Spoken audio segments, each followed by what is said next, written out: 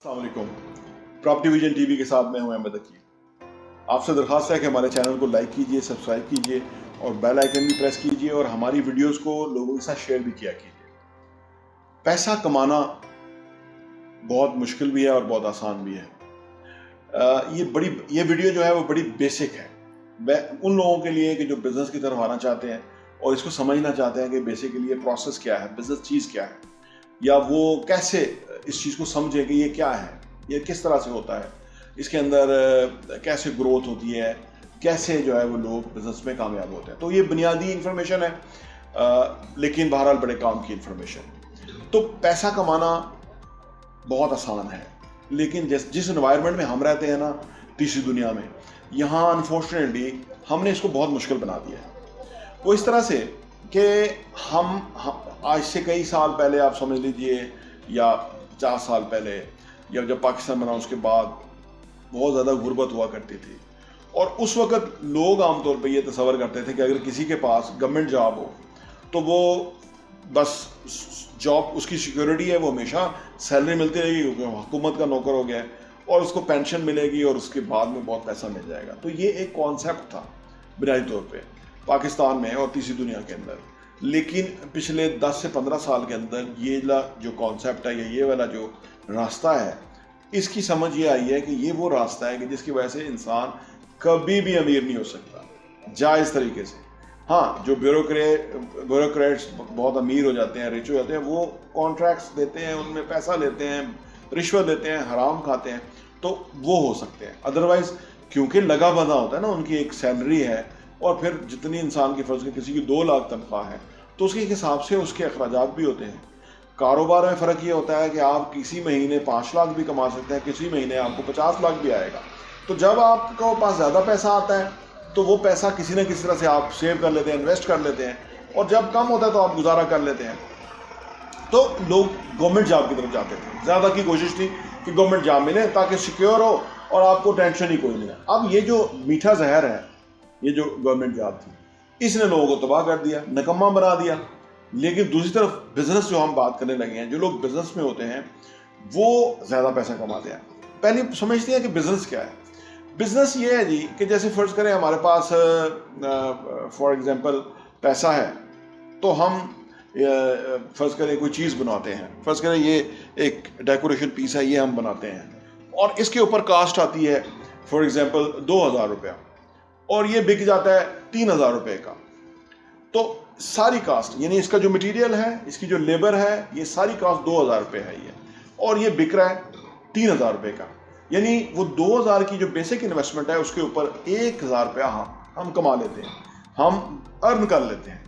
अब अगर ये हम 1000 बनाते हैं, आप सोचिए तो कितना, 100 बनाते हैं तो लाख रुपया, हम 100 ये पीस बनाते हैं, 2 लाख रुपया हम इन्वेस्टमेंट करते हैं, 1 लाख रुपया हम कमा सकते हैं। और इसको डबल करते हैं तो 4 लाख की कॉस्ट आएगी, 2 लाख रुपया बचेगा। इसको बढ़ाते जाएंगे तो प्रॉफिट बढ़ता जाएगा। अच्छा, अब ये एक चीज़ इसको बनाना है, उसके बाद इसको मार्केट करना है, यानी ये लोग कैसे इसको पसंद करें, उसके डिफरेंट तरीके हैं। उसके लिए हमें डिफरेंट इन्वेस्टमेंट चाहिए। फिर हमने अगर फ़र्ज़ करो इसको बड़े बड़े स्केल पे बेचना है तो उसके लिए डिफरेंट चाहिए। लेकिन बुनियादी आप बात समझ गए हैं कि 2000 रुपये लगा, चीज़ 3000 की बिक गई, 1000 रुपया बच गया। ये एक बुनियादी फार्मूला है समझने का कि हमने एक एक्टिविटी की। अच्छा, ये जो एक्टिविटी हमने की, इसके अंदर पाकिस्तान का फ़ायदा हुआ, यानी पाकिस्तान की जो ओवरऑल जीडीपी है उस पर इसका इम्पैक्ट हुआ। जितनी चीज़ें ज़्यादा बनेगी तो ग्रॉस डोमेस्टिक प्रोडक्ट्स जो ज़्यादा बनेगी तो उससे मुल्क की इकॉनमी को फ़ायदा होगा, उससे जॉब क्रिएशन होगी। यानी अगर फ़र्ज़ करें एक बंदे ने मटेरियल 1000 रुपये का, 1000 उसकी लेबर है या उसकी एक मजदूरी है, तो सोचिए उसको एक एम्प्लॉयमेंट मिला। और अगर एक बंदे को 1000 उस एक दिन में बनाता है तो 1000 प्रोडक्ट बनाने के लिए 1000 बंदा चाहिए होगा। तो आप सोचिए कि इसका कितना इम्पैक्ट पड़ रहा है, यानी 1000 फैमिली के लिए रोज़गार क्रिएट हो गया। तो ये हमारी जीडीपी के ऊपर इम्पैक्ट डालती है। दुनिया के जो तरक्की याफ्ता ममालिक हैं, और इवन चाइना जो है, वो उनकी जीडीपी इसलिए बड़ी हो गई कि वहाँ बहुत सारी चीज़ें प्रोड्यूस हो रही हैं और वो लोगों को एम्प्लॉयमेंट मिल रहा है, लोग भी कमा रहे हैं, और گورنمنٹ کو ٹیکس بھی مل رہا ہے. تو یہ بنیادی چیز تو یہ ہو گئی. اچھا اب یہ جو ہمارا بنیادی کیپٹل ہے، پہلی بات یہ کہ بزنس کے لیے کہیں نہ کہیں سے ہمیں پیسہ ریز کرنا ہوتا ہے. کوئی پیسہ ہمیں چاہیے، اگر 2000 روپے نہ ہو تو یہ بن نہیں سکتا. اس پہ 1000 روپے کمایا جا سکتا. اس کا مطلب کیا ہوا؟ اس کا مطلب کیا ہوا کہ بزنس کے لیے ضروری ہے کہ ہم اپنے پاس پیسہ ریز کریں، پیسہ سیو کریں، پیسہ کسی طرح ہم اکٹھا کریں. ایک بیسک انویسٹمنٹ جہاں سے ہم نے بزنس گرو کرنا ہے. فار ایگزامپل اگر ہمارے پاس 1000 روپیہ ہی ہے اور اگر ہم 1000 روپے کا فروٹ لے کر آئیں گے اور شام کو وہ 1500 کا بکے گا تو ہماری بیسک جو کیپٹل ہے وہ شام کو 1500 روپے ہو جائے گا. اگلے دن ہم 1500 کا لے کے آئیں گے تو وہ اس پہ پھر 700 روپے بچے گا، تو ہمارا بیسک کیپٹل 2200 روپے ہو جائے گا. یعنی بیسک کیپٹل کو بھی سمجھنا کہ وہ کیپٹل کیا ہے. وہ 2200 ہو سکتا ہے اگر ہمارے کہیں سے اخراجات چل رہے ہیں یا ہم فیملی کے ساتھ ہیں اور وہاں سے ہماری جو ہے باقی بیسک نیڈس پوری ہو رہی ہیں، تو ہم اپنے پیسے کو گرو کر سکتے ہیں اس طرح سے. یہ بیسکلی پہلے پیسہ چاہیے، اس کے بعد ہم وہ ٹریڈنگ ہے. بیسیکلی فروٹ کا لا کے بیچنا وہ ٹریڈنگ ہے. یہ مینوفیکچرنگ ہے جو کہ سیالکوٹ میں ہوتا ہے. اچھا دوسری جو بنیادی بات ہے کہ پاکستان میں کچھ فیملیز اور کچھ شہر جو ہیں وہ کاروبار کے حوالے سے بہت زرخیز ہیں. جیسے میمن فیملی ہے، شیخ برادرز ہیں، ایون کے پی کے اندر جو کچھ پٹھان فیملیز ہیں، افریدیز ہیں، جو وہ اور ہیں، وہ بزنس میں بہت تیز ہیں. ان کو بزنس کی سینس ہے، ان کے بیسک ایک بیس جو ہے وہ بزنس ہے. اسی طرح اگر شہروں کے لیول پہ بات کریں تو فیصل آباد کو لے لیجئے، گجرانوالہ لے لیجئے، سیالکوٹ لے لیجئے. یہ انڈسٹریلسٹ سٹی ہیں. یہ لوگ پروڈکٹ بناتے ہیں اور پاکستان میں بھی فروغ کرتے ہیں اور انٹرنیشنلی بھی بیچتے ہیں اور ڈالر کماتے ہیں. تو ان کے ہاں ایک گھر سے ایک ایجوکیشن ہے بزنس کی. تو اس لیے یہ فیملیز یا یہ ایریاز کے اندر لوگ جو ہیں وہ زیادہ بزنس کی طرف ہیں اور باقی جو لوگ ہیں وہ جاب کی طرف ہیں. جیسے پاکستان میں کچھ ایریاز ہیں وہ آرمی کی جاب نوکری کرنا پسند کرتے ہیں. ان کے ہاں کچھ ایریاز ہیں جیسے گجرات وغیرہ، وہاں کے زیادہ لوگ، اور میرپور، وہاں کے زیادہ لوگ جو ہیں وہ باہر ہیں. تو ایریا وائز بھی مختلف ہے اور بزنس کی کہیں پہ بڑی ان کو سینس بھی ہوتی ہے اور ایک انوائرمنٹ ہوتا ہے.